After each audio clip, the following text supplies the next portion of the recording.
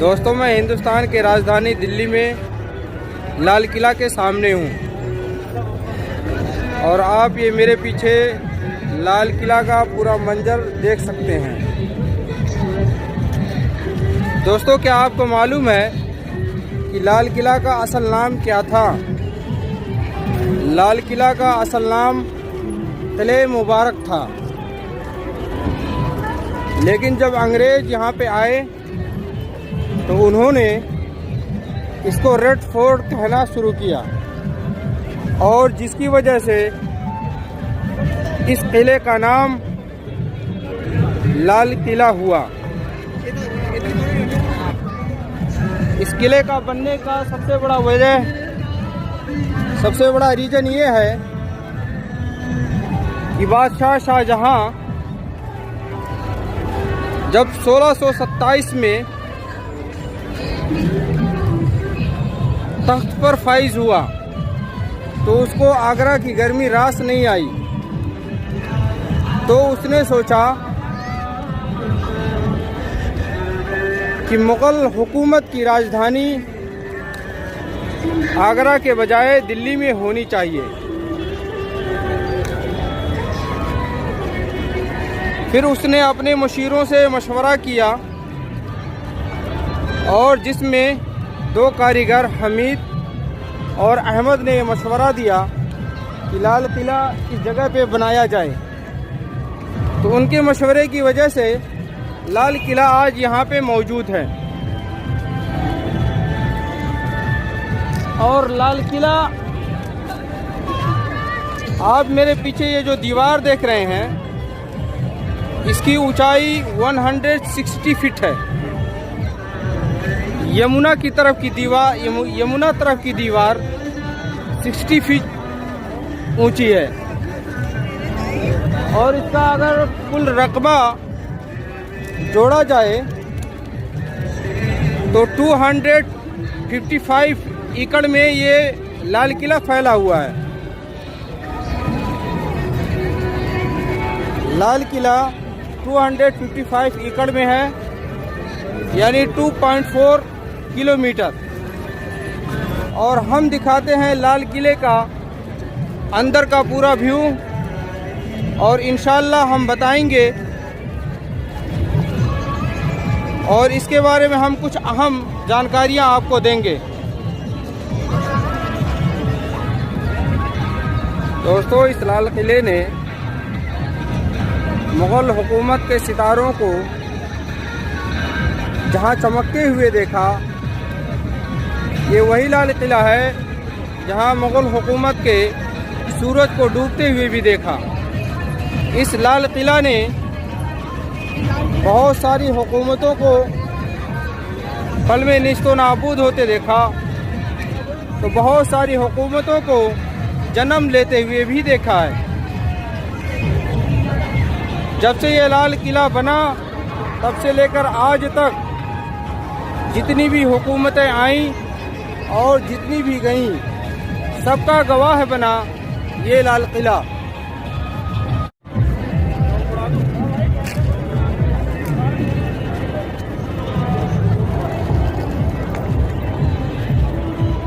दोस्तों, तिरंगा के नीचे आपको जो पाइप दिख रहा है, यहाँ से एक लाहौरी दरवाज़ा निकलती थी जहाँ से चांदनी चौक सीधा दिखाई देता था। औरंगज़ेब ने इसको बंद करवा दिया। उस वक्त शाहजहां कैद में थे और वो आगरा में थे। उन्होंने ख़त में लिखा कि बेटे, दरवाज़ा बंद करके तुमने मानो दुल्हन के ऊपर नकाब डाल दिया हो। उसी दीवार पर से पहली बार पंडित जवाहरलाल नेहरू ने 15 अगस्त 1947 में आज़ाद भारत का झंडा लहराया था। सन 1638 में लाल किला बनाने का हुक्म हुआ और सन 1648 में लाल किला पाए तकमील को पहुंचा। यानी लाल किला बनाने में तकरीबन 10 साल का वक्त लगा और जिस वक्त लाल किला बनकर तैयार हुआ उस वक्त शाहजहां अफ़गानिस्तान के काबुल में थे।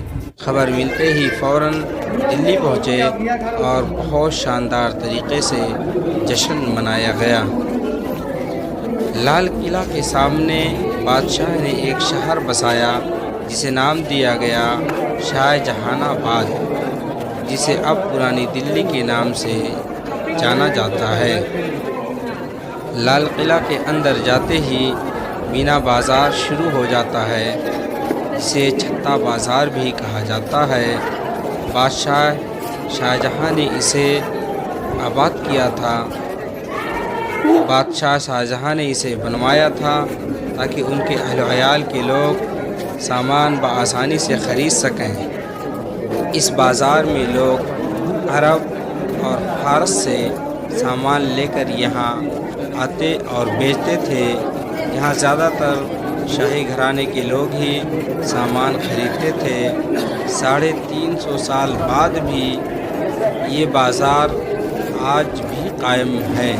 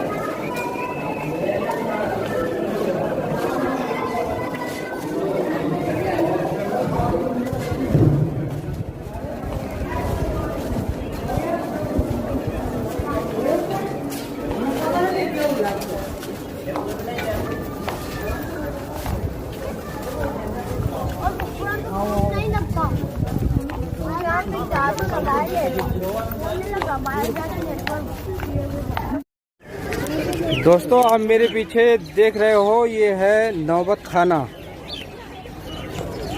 शाहजहां के ज़माने में यहाँ 5 बार दिन में 5 बार नौबत बजती थी और यहीं पे मेहमानों का स्वागत किया जाता था।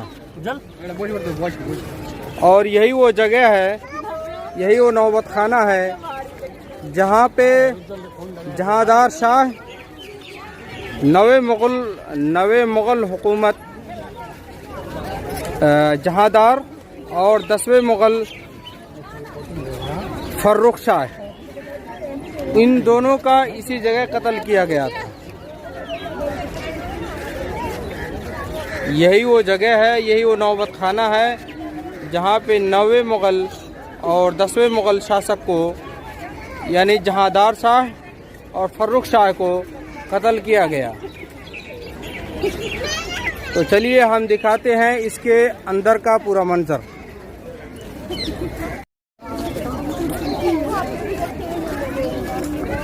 दोस्तों, ये वही नौबत खाना है जहाँ पे डेली 5 टाइम नौबत बजती थी।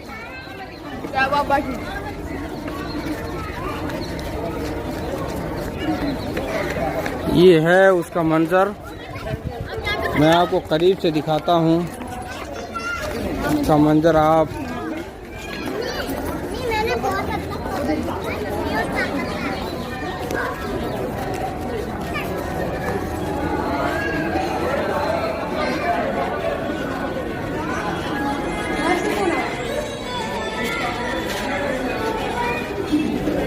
और ये नौबत खाने के जस्ट सामने आपको दिखाई देगा दीवाने आम।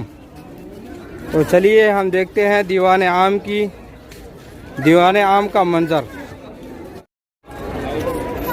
दोस्तों, ये है दीवाने आम जहाँ पर शाहजहां आम लोगों की परेशानियों को सुनते थे और हत्तल इम्कान उसे दूर करने की कोशिश भी करते थे।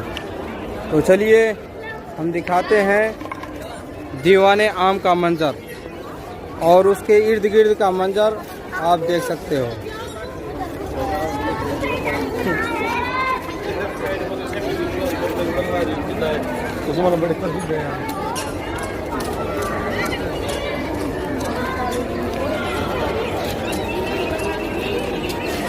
दोस्तों आप लोग बने रहिए वीडियो में और हम दिखा रहे हैं दीवाने आम का अंदर का मंजर।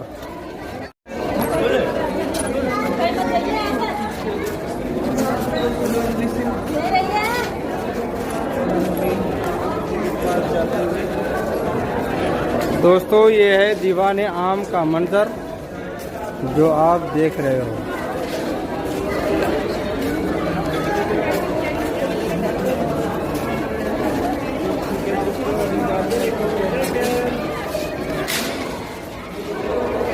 दोस्तों ये वही जगह है जहाँ बादशाह शाहजहाँ बैठते थे और उनके वज़ीर इस तख्त पे खड़े होकर फरमान सुनाते थे, लोगों की परेशानियों को बताते थे।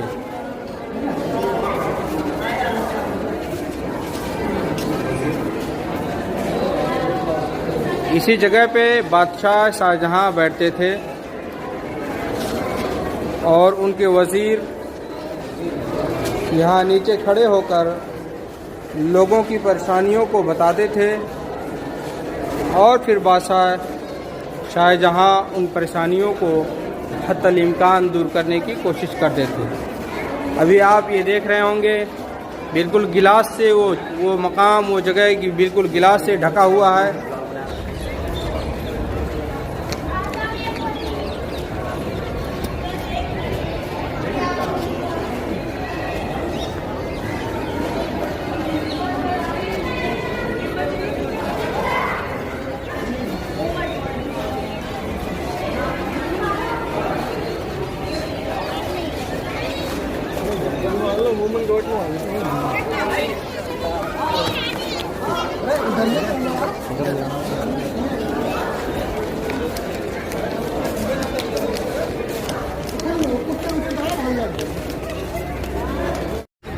दोस्तों लाल किला के अंदर नहरे बहिश्त शाहजहाँ ने बनवाया था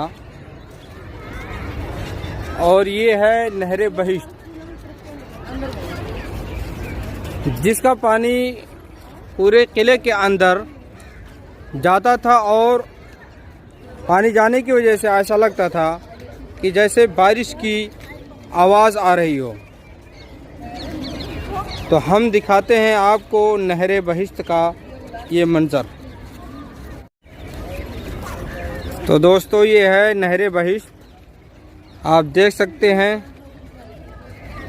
ये नहरे बहिश्त का पानी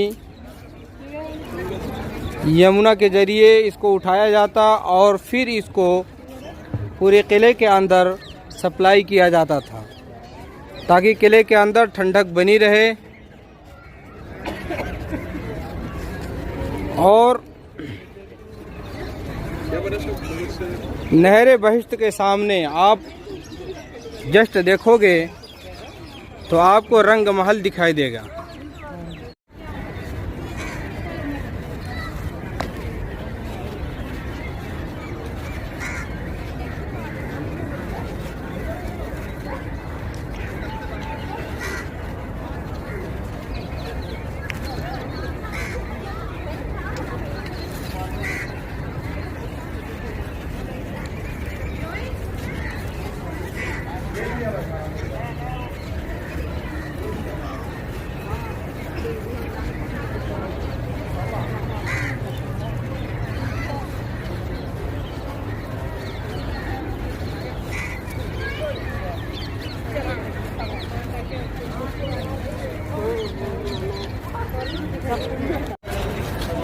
तो दोस्तों ये है मुमताज़ महल जिसे आप देख रहे हो, ये मुमताज़ महल है।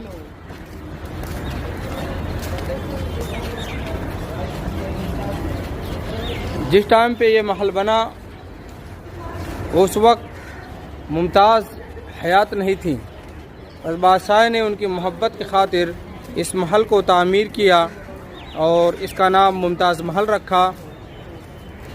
तो चलिए दोस्तों हम दिखाते हैं आपको मुमताज़ महल का मंजर।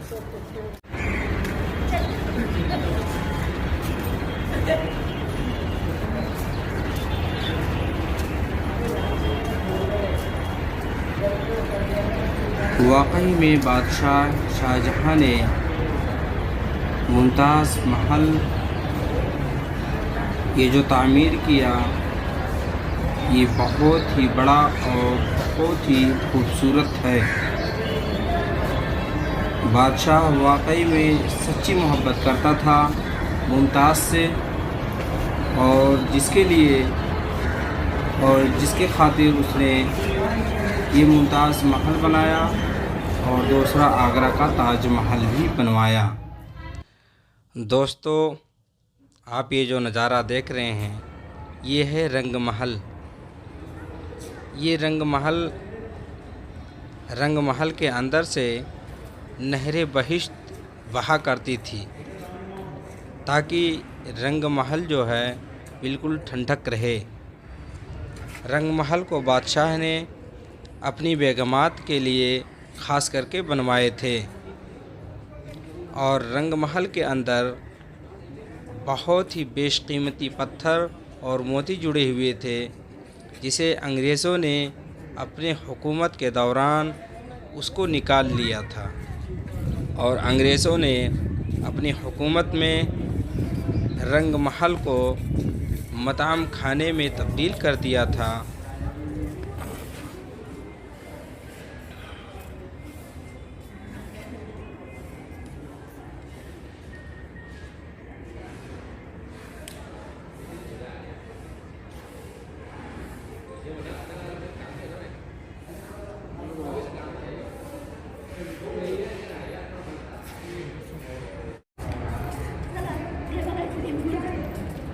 ख़ास महल पूरे लाल किले में सबसे ख़ास और बेशकीमती महल हुआ करता था। इस महल का पूरा छत चांदी का बना हुआ था, और इस महल के अंदर तख्ते ताऊस भी मौजूद था। तख्ते ताऊस हीरे जवाहरात से जड़े हुए थे, और उसके अंदर सोने के 6 पाए लगे हुए थे, और जवाहरात मोतियों से जड़े हुए 2 मोर भी मौजूद थे, जिसको ईरान का राजा नादिर शाह दिल्ली में आया, और नादिर शाह तख्ते ताऊस को लूट कर ले गया।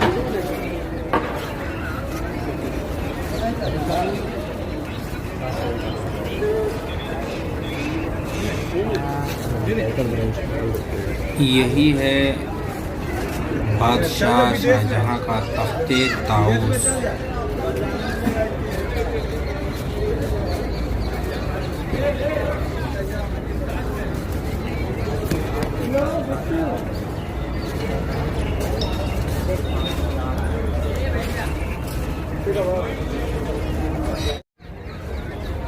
दोस्तों, ये है मोती मस्जिद,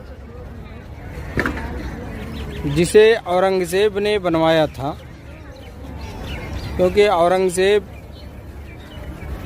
तहज्जुद का पाबंद था और वो जामा मस्जिद नहीं जा सकता था, जिसकी वजह से उसने ये मोती मस्जिद बनवाया। दोस्तों, ये है लाल किला के अंदर मोती मस्जिद।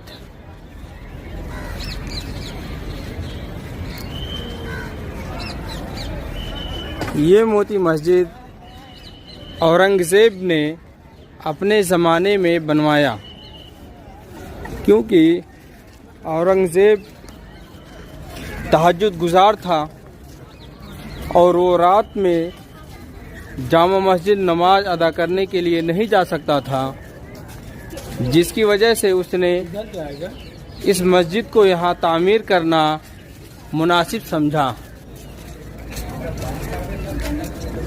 तो औरंगज़ेब ने इस मस्जिद की तामीर की और इसका नाम रखा मोती मस्जिद। तो चलिए हम दिखाते हैं अंदर का कुछ मंजर, शायद कि कुछ दिखे। तो दोस्तों, ये है मोती मस्जिद के अंदर का मंजर, जो बिल्कुल वाज़ह तो नहीं है।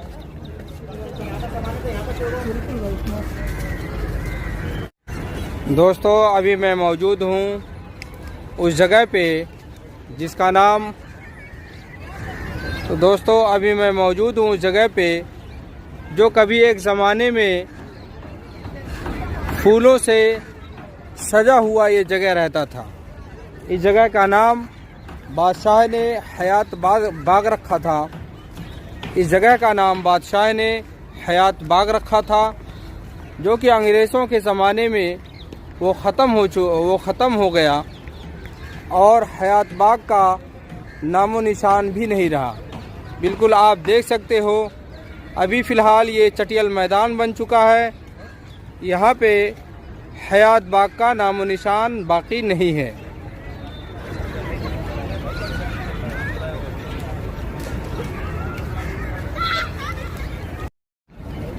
तो दोस्तों ये है ज़फ़र महल, जिसको मुग़ल हुकूमत के आखिरी बादशाह ने तामीर किया और इसके अंदर पूरा पानी भरा रहता था और फव्वारे लगे हुए थे, जिससे बहुत ही खूबसूरत लगता था। लेकिन अफसोस उनका आखिरी जो टाइम था वो बहुत कठिनाइयों से गुज़रा, यहाँ तक कि उनको अंग्रेज़ों ने देश निकाला भी कर दिया। तो आप देख सकते हैं ये ज़फ़र महल के एक साइड में, जिसका नाम सावन है, और दूसरे साइड में है जिसका नाम भादो है। और इसी तरीके से सावन और भादो उधर आगे भी बनाया गया है। सावन और भादो,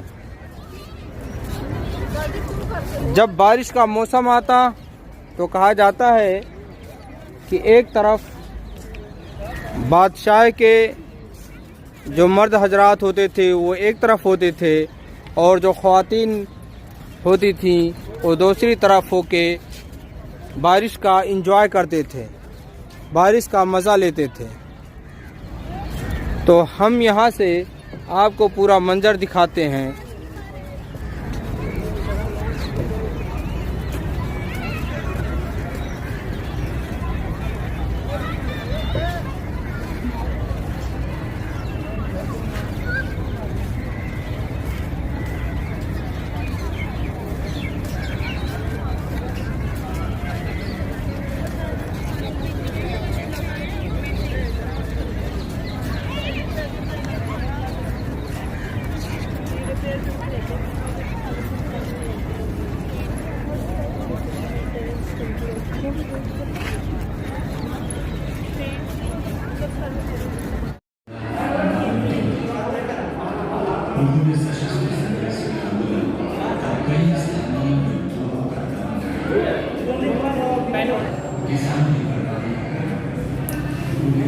दोस्तों ये है लाल किला के अंदर का म्यूज़ियम।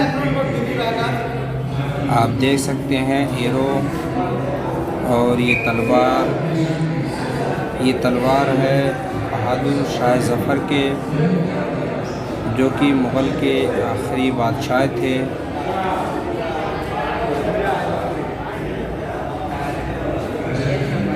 और इसी तरीके से बंदूकें भी मौजूद हैं। आप ये बंदूक भी देख सकते हैं जो उस ज़माने में इस्तेमाल की जाती थी। और आप बहादुर शाह ज़फ़र के लिबास भी देख सकते हैं।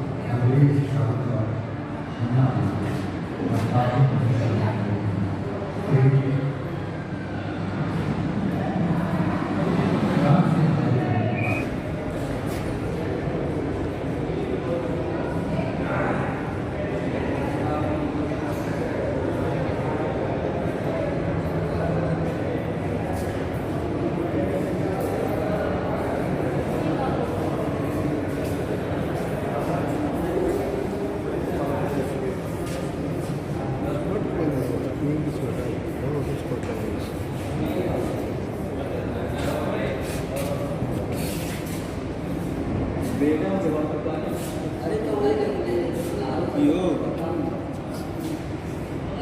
ब्लॉग बनेगा, ब्लॉग है ना भैया।